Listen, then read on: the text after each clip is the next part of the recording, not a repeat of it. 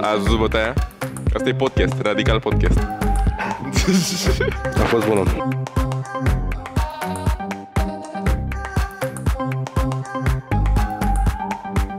Oh, pasiunea pentru mașini.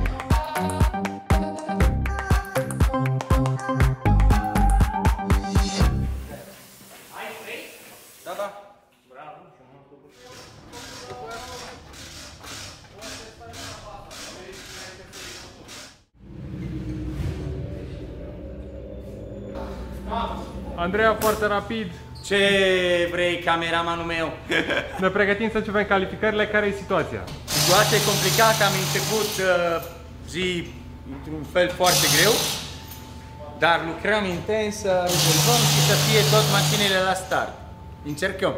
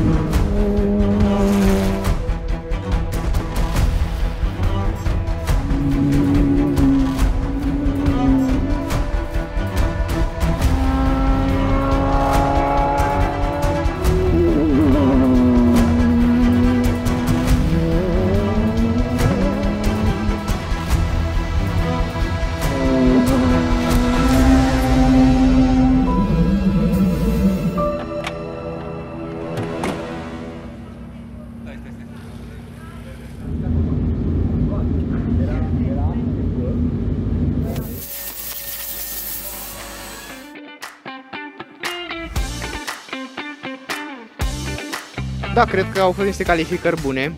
E prima dată când practic simt că ating limita mașinii și chiar trec peste ea de prea multe ori poate. Am făcut niște mici greșeli, nu e problemă, greșelile până la urmă se rezolvă. E bine că merg din ce în ce mai repede tot timpul, deci cu asta pot fi mulțumit. Mașina se simte ca un vis, adică mai ales când știi că poți să o conduci la limita ei, e o experiență foarte tare.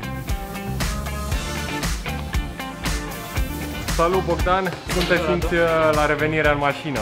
Revenirea nu e foarte ușoară, deși sunt obișnuit cu modelul ăsta, cu Radical SL3, am participat în 2021 la Campionatul Național de Enduranță. Însă de atunci nu prea m-am urcat în mașina de curse și acomodarea nu e ușoară. Mașinuța te obosește și e o mașinuță care chiar trebuie să ai încredere în ea ca să poți merge repede.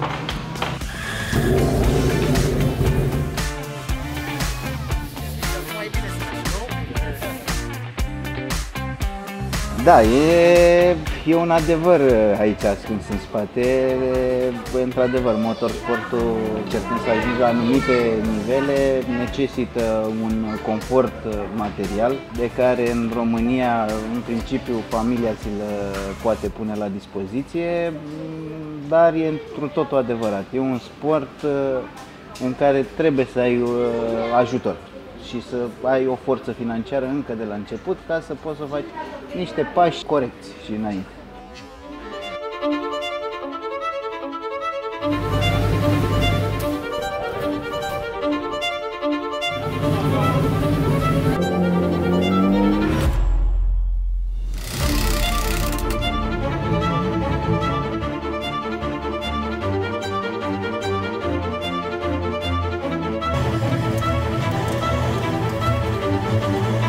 Avem steag verde în acest moment, plecare foarte bună pentru Alin Fulga, ce păstrează interiorul, încească pulsul de putere și avem parte de o frânare foarte bună pentru el.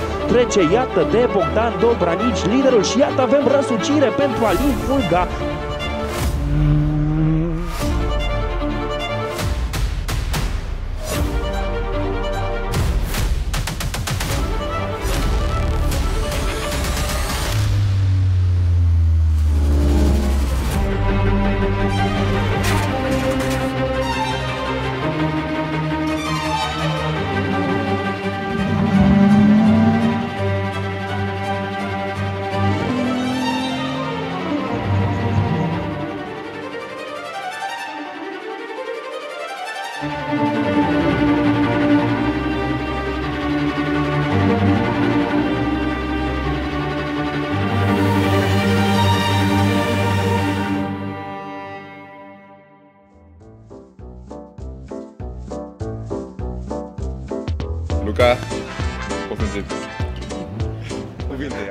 cuvinte, Luca. Bună.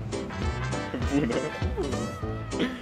La mine a fost ca un antrenament, să fiu sincer, când am avut parte de free practice-ieri și nici de qualifying, deci am început de pe ultimul loc și am făcut last to first challenge și am reușit să iau podium. Părerea mea este că o să plouă. Părerea voastră, băieți? Pregătim cauciucurile de spate. Și Andrei? Da. Da. Asta zicem. Spune-mi cum a început iubirea pentru mașini pentru tine. E complicat, de la 5 ani merg cu mașina, de la 5 ani conduc. La 6 ani știu că aveam 6 ani în 89, când încă exista poligonul, era obligatoriu pentru obținerea permisului, mama mea dădea examenul auto și eu făceam poligonul cu mașina tatălui meu, schimbat viteze, deci conduc de la 5-6 ani. Deci de atunci o să fie, nu știu, for life, nu, e asumată de mult oricum. Gașca de prieteni cu care eram la 18 ani a făcut să ajungem majoritatea dintre noi la volanul unor mașini care au mers în anumite competiții de motorsport.